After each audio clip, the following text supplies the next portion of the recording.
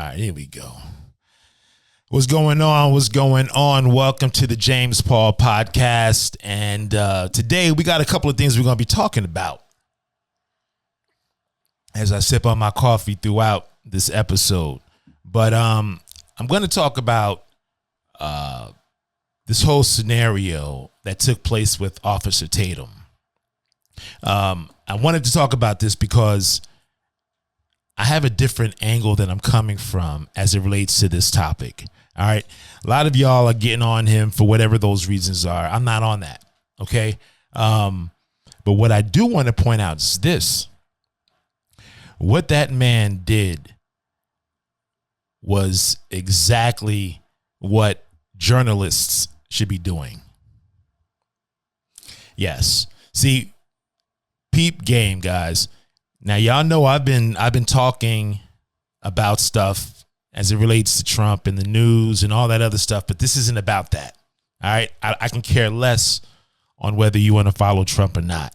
But what I do want to do is open your eyes to a few things here. What happened when Trump had mentioned fake news? What that had done was it began to shed light on the corruption within the news industry. You got it? And so what happened was it's twofold, because if y'all remember back then, I kept saying, y'all, we are the news. Why do I say that? Check this out, y'all. Before, it used to be where, you know, people had a dream to be a rap artist or a dream to be, I don't know, a news anchor or the food guru, right? You used to dream about doing these things. And the reason why you dreamed it is because you couldn't do it. You didn't have the equipment to do it. You didn't have the network to push it, the whole nine. But in today, all you need is a cell phone. Literally, all you need is a cell phone and a network to push your content. Do y'all get it? And so where am I going with this? That dream gap has now been shortened. You get it? It's no longer that wide any longer. So what they did was they discredited people like you and I for bringing the information, true information. What they did was they removed it from us and placed it onto celebrities. They gave the credibility of who delivers the news to the celebrities. They made you and I, well, until I started seeing what was going on, but they got us to believe in the person who's sitting behind the expensive desk, dressed up, and looks like they know something. But that's it. But nowadays, all you need is the camera and the ability to go to wherever the information or wherever the event took place and report on it. Like, are y'all understanding? Y'all peeping game what's going on here? What they did was they shift the identity to who brings the true information to the celebrities and those that you guys watch on TV, rather than it be us, we the people. Why am I saying that? Why am I saying we're the news? Like, I've always thought this way. If I want to know about what's going on in Haiti, I'm not going to go to my the news channels for them and depend on them to tell me when I got peoples out in Haiti. Think about it. The same way that you guys are taking your phones and you're reporting your fights, these fights that you guys are seeing, what if you shifted that angle and you reported on what was going on? You turned it into maybe even, what if you changed the angle, right? Wipe your lens, and you turned it into a preventative measure of content. What took place, what not to do. Flip it a little bit. You see, they took the information from us and turned us into a popularity scenario. You get it? It's no longer about who's got the right information. What they did was they shifted it from the regular news anchors, those that we couldn't, we dreamed to be. Then they turn around and put it on the celebrities.